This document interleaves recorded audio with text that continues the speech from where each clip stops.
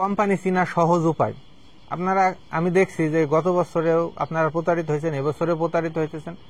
মনে করেন ক্যান দেখছেন বাট কোম্পানি কিনা, ক্যান হইলেই যে আসলে কোম্পানি হয় না, প্যাকেট হইলেই কোম্পানি হয় না, বীজ প্যাকেটে ঢুকাইলেই কোম্পানি হওয়া যায় না। তো এটা চিনার সহজ দুইটা উপায় আপনাদের আমি আজকে শিখাবো। প্রথমত, কোম্পানির হচ্ছে রেজিস্ট্রেশন থাকা লাগে। রেজিস্ট্রেশন, আপনার ট্রেড লাইসেন্স করলে একটা রেজিস্ট্রেশন, এই রেজিস্ট্রেশন আসলে রেজিস্ট্রেশন না, কোম্পানি কিছু জবাবদিহিতা আছে। এগুলো জানার জন্য প্রথম শর্ত দেখবেন এইখানে যে জিনিসটা দেখেন, এমাস সিড অ্যান্ড অ্যাগ্রো লিমিটেড। মনে করেন যে এটা এমাস হতে পারে, এমাস লিমিটেড, তাও মনে করেন বুঝবেন লিমিটেড। কোম্পানির ক্ষেত্রে ফলো করবেন যে লিমিটেড। যদি কোনো ব্যাংক, তারপরে মনে করেন যে যেমন হচ্ছে আমরা স্কোয়ারের ক্ষেত্রে, স্কোয়ারে দেখবেন যে লিখা আছে, লাস্টে দেখেন লিখা আছে, দেখবেন যে সংক্ষিপ্ত আকারে হয় এলটিডি দেওয়া আছে অথবা পুরা লিখা আছে লিমিটেড। লাল তীরে দেখবেন যে লাস্টে লিখা আছে লিমিটেড। কোম্পানি চিনতে গেলে আপনার প্রথম শর্ত কি মেনটেন করতে হবে? লাস্টে যে ব্র্যান্ডিং নেম, এই নেমের সঙ্গে কোম্পানি যে ব্র্যান্ডিং নেম, এই নেমের সঙ্গে দেখবেন যে লাস্টে লিমিটেড আছে কিনা। তাহলে প্রথমে আমরা কি ফলো করব? এখন থেকে আপনারা ক্যান কিনতে গেলে আগে ক্যানের মনে করেন যে উল্টাই আগে দেখে নেবেন, কি দেখবেন যে লিমিটেড লিখা আছে কিনা। যেইটাই লিমিটেড লিখা নাই ও কোম্পানি কখনো না, ও কখনো কোম্পানি হতে পারবে না। কারণ কি, লিমিটেড ছাড়া একটা কোম্পানি সরকারের কাছে দায়বদ্ধ না। এই যে আপনারা মনে করেন অনেক সময় দেখেন যে অনেক বীজ কিনে আনার পরে বীজে ফল্ট করছে, বীজে যেই মনে করেন যে পেঁয়াজ যেটা হওয়ার কথা ছিল ওইটা হয় না, আর একটা হয়েছে। আপনারা কিন্তু তাকে ধরে পান না, খুঁজেও পাওয়া যায় না। আপনারা ফোন দিলে দেখ হঠাৎ করে গায়েব হয়ে যায়। কিন্তু যেগুলো লিমিটেড কোম্পানি, এগুলো চাইলে যাইতে পারে না। আর লিমিটেড হইতে গেলে শুধু একটা প্রতিষ্ঠান দিয়ে লিমিটেড হওয়া যায় না।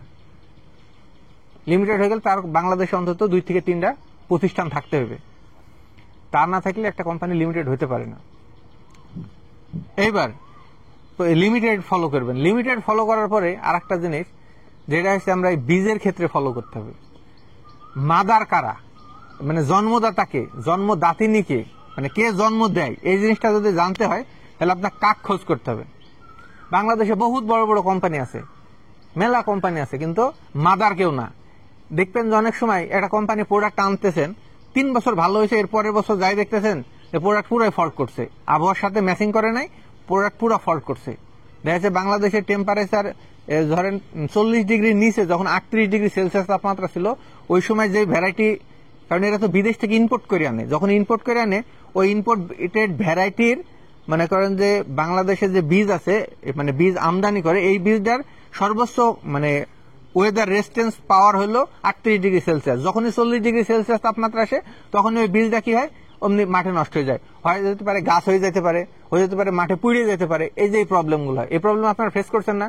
আপনারা তো অনেক আগে ফেস করছেন। একবার একটা কোম্পানি, নাম বলবো না, সেই কোম্পানি মনে করেন ওরা বিদেশ থেকে বড় একটা কোম্পানির কাছ থেকে মনে করেন প্রোডাক্ট আনছে, আনার পরে কৃষকের কাছে পৌঁছাই দিছে, দাম মোটামুটি সাশ্রয়ী রাখছিল, কৃষক মাঠে ব্যাপক হারে লাগাইছে, বিদেশি কোম্পানি, আমেরিকান কোম্পানি নিয়ে লাগাইছে। লাগানোর পরে কি হয়েছে, সব গাছ হয়ে গেছে। কেন গাছ হয়ে গেল এই তথ্য পরে আসলে আপনারা তো বুঝতে পারেন না যে কেন গাছ হয়ে গেল। এটার মূল কারণ ছিল কি, ওই কোম্পানি বিদেশ থেকে আনছে, কিন্তু বাংলাদেশের ওয়েদারে যে আস্তে আস্তে ডেভেলপ, মানে তাপ আস্তে আস্তে বাড়তেছে, হিট বাড়তেছে, তো এটার সাথে তো ম্যাচিং করাই নাই। আর বাংলাদেশে যে ভ্যারাইটিটা তৈরি করা হয়, করার পরে এটা মনে করেন যে হয়তো বিদেশে আমরা যখন থেকে এটা প্রোডাকশন করে আনি, বিদেশে প্রোডাকশন আর বাংলাদেশের প্রোডাকশন নিয়ে আমি একটু কথা বলবো। যখন হচ্ছে এটা বিদেশে থেকে আনি, তৈরি করে আনি, তখন কিন্তু এটা বাংলাদেশে এসে ভালো, মানে ওই আবহাওয়ার সাথে অ্যাডজাস্টেবল হয়।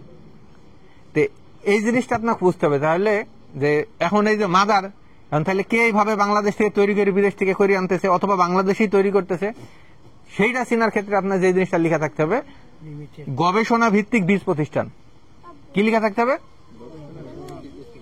যেহেতু লালত্রি সবাই চিনি, আমি লালত্রি দিয়ে উদাহরণ দিই। আমি লালত্রি তো খারাপ কিছু বলতেছি না, মানে জাস্ট আপনাদের শিকারের জন্য আমি বলতেছি। লালত্রির যে নিচে দেখবেন যে আপনারা ক্যাটালগ, অথবা মনে করেন লালত্রির যে ওয়েবসাইটে যাওয়ার পরে দেখবেন যে লেখা আছে গবেষণা ভিত্তিক প্রতিষ্ঠান, বা ইংরেজিতে লেখা আছে R&D, research and development centre, সংক্ষিপ্তে লেখা থাকে। এই দুইটা যাদের ফলো করবেন, আমাদেরও ইংরেজিতে যেখানে থাকে সেটা লেখা আছে R&D। লালত্রির ক্ষেত্রেও দেখবেন যে এই জিনিসটা লেখা আছে। আরো কয়েকটা কোম্পানি আছে, মতো কোম্পানির নাম বলতে চাই না। তো আপনাদের তাহলে বুঝতে হবে যে কে মাদার। মাদার চিনার উপায় কি, গবেষণা ভিত্তিক লেখা থাকতে হবে। তাহলে এখন থেকে এটা কি মনে থাকবে আপনাদের? এখন প্রতিষ্ঠা হলো যে গবেষণা ভিত্তিক প্রতিষ্ঠানকে আসলে চাইলেই লেখা যায়, সবাই সব জিনিস পারে। আপনার মনে করেন যে কোম্পানির নাম সবাই পারে, কিন্তু গবেষণা ভিত্তিক প্রতিষ্ঠান এইটা লিখতে হলে তাদের আগে নিজস্ব R&D থাকতে হবে।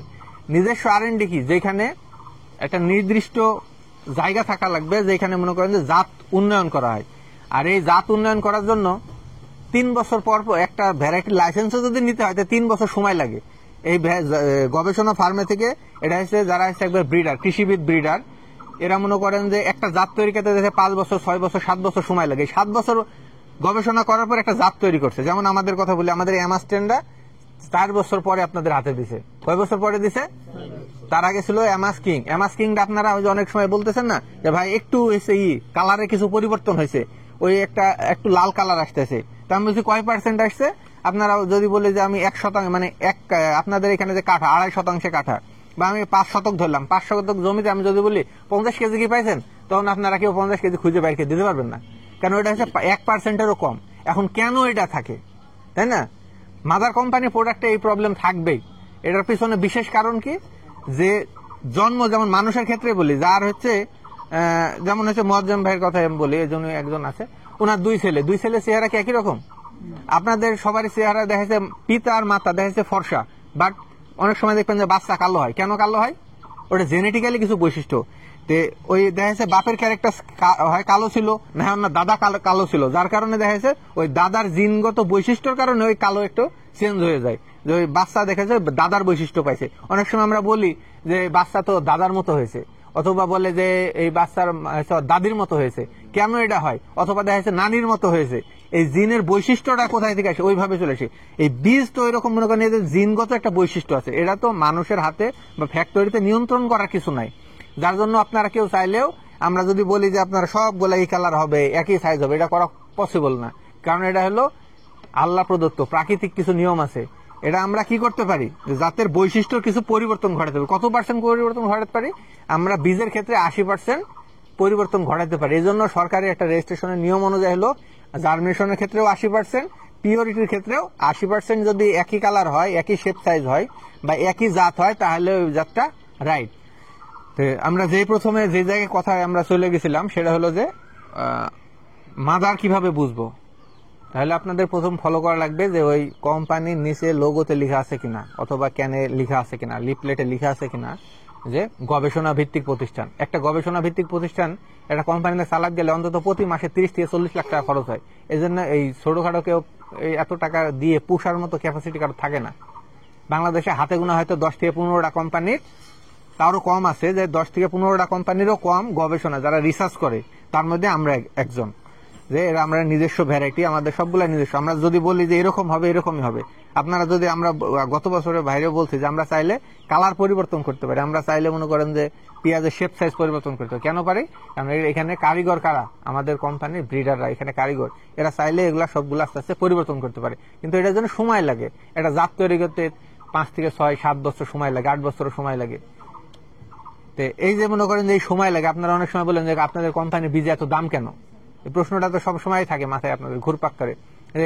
আমরা দেশে লোকাল, আমরা হাতে ফলাই, আমাদের 1 কেজি বীজ আমরা 2000 টাকায় বিক্রি করতে পারি, আর আপনারা কেন এত বেশি দাম নিয়ে বিক্রি করেন? এই যে মনে করেন যে 7 বছর এই একটা ভ্যারাইটির পিছনে শ্রম দিতেছে, শুধু একটা ভ্যারাইটি মনে করেন পেঁয়াজের জন্য দেখা যাচ্ছে কাজ করতেছে। এখানে তো হিউজ পরিমাণ জমি নষ্ট হইতেছে, হিউজ পরিমাণ পেঁয়াজ নষ্ট হইতেছে, হিউজ পরিমাণ সিড নষ্ট হইতেছে। এরপরে মনে করেন যে মেশিন গুলা দিয়ে পরীক্ষা করা লাগে, এখানে তো মনে করেন হিউজ কস্ট। তো এই যে মনে করেন যে এই প্রক্রিয়াগুলা, এই প্রক্রিয়া করতে মনে করেন 7 বছর সময় লাগে। আসলে 7 বছর যে কোম্পানি এখানে ইনভেস্ট করলো, তো আপনাদের কাছ থেকে টাকা কোম্পানি উঠাবে না? অবশ্যই উঠাবে। কিন্তু এটা উঠাইলে কি কোম্পানি এসে আপনাদের কোনো ক্ষতি করে? আপনাদের যদি আমি বলি যে কোম্পানি যেই টাকা নেয় বীজের ক্ষেত্রে, আপনার এসে আমরা যদি 52, এখানে 52 বিঘা, 1 বিঘা জমিতে আপনি মনে করেন যে কয় টাকা সর্বনিম্ন পেঁয়াজ বিক্রি করতে পারেন? মানে জেনারেল মাপে 1000 টাকা মন থাকলে কয় টাকা পেঁয়াজ বিক্রি করা সম্ভব হয়? 80 থেকে 1 লাখ। 80 থেকে আমি 1 লাখ ধরলাম, কারণ 100 মন হয় ভালো জাত হইলে। তাই আমি ভালো জাতের দিয়ে উদাহরণ দিই। এটা ভালো জাতের পেঁয়াজের বীজের দাম মনে করেন যে আমাদের ভালো যে জাতটা, হয়তো মনে করেন যে সর্বোচ্চ দাম ধরলাম 15,000 টাকা, সর্বোচ্চ ধরলাম 15,000 টাকা, এত না তারপরে ধরলাম। তাহলে আমরা 1 লাখ টাকা থেকে 15,000 বাদ দিলে কত থাকছে? 85,000 টাকা। আপনার 80% মনে করেন, তাহলে আপনার এই 15,000 টাকার জন্য আপনাদের কয় শতাংশ জমি ইউজ করা লাগতে পারে সর্বোচ্চ? আচ্ছা, বীজের ওইখানে একটা ব্যাপার আছে, আমাদের 1 কেজির বেশি বীজ, কিন্তু কোম্পানির যে বীজ, এই বীজ কিন্তু 1 কেজির বেশি লাগে না। 1 কেজির বেশি লাগে? কোম্পানির বীজ 1 কেজির বেশি লাগে না। আপনাদের 52% জমিতে 1 কেজি লাগানোর পরে আমার মনে হয় 2-1 মুঠ হলো বাঁচে না? আচ্ছা, যারা এমাস লাগাইছেন তাদের বাঁচছে না কমছে? বাঁচছে। তাহলে মনে করেন যে আপনার এখানে এমাসে 8,000 টাকা কিনছেন, আপনার তাহলে মনে করেন আমি এমাসের দিয়েই ধরি 8,000 টাকা আপনি কেজি কিনছেন বা 8,500 কিনছেন বা 10,000 কিনছেন, তাও আপনার 90,000 টাকা বীজে সেভ হইতেছে। এই যে মনে করেন 90,000 আপনার যে প্রফিটের এখানে আপনার 10,000 টাকা টোটাল আপনার কাছ থেকে কস্ট নিতেছে। কোম্পানি কি খুব বেশি কস্ট নিতেছে? কোম্পানি কিন্তু খুব বেশি করে। এখন যদি 10,000 টাকা নিলাম না, আপনার 2,000 টাকা কেজি দিলাম, আর আপনার ফলন যদি 100 মনের কাছে যদি 50 মন হয়, তাহলে কি লাভ হলো? তাহলে আপনার লাভ কোন জায়গায়?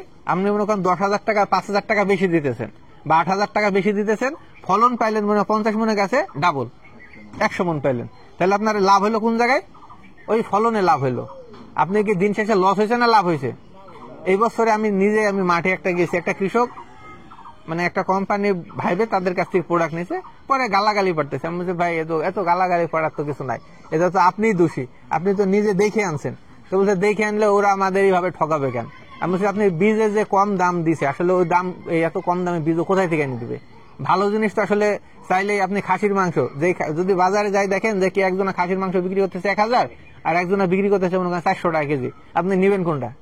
যারা হয়েছে বুদ্ধিমান এরা কোনোদিনই 400 টাকা নিবে না।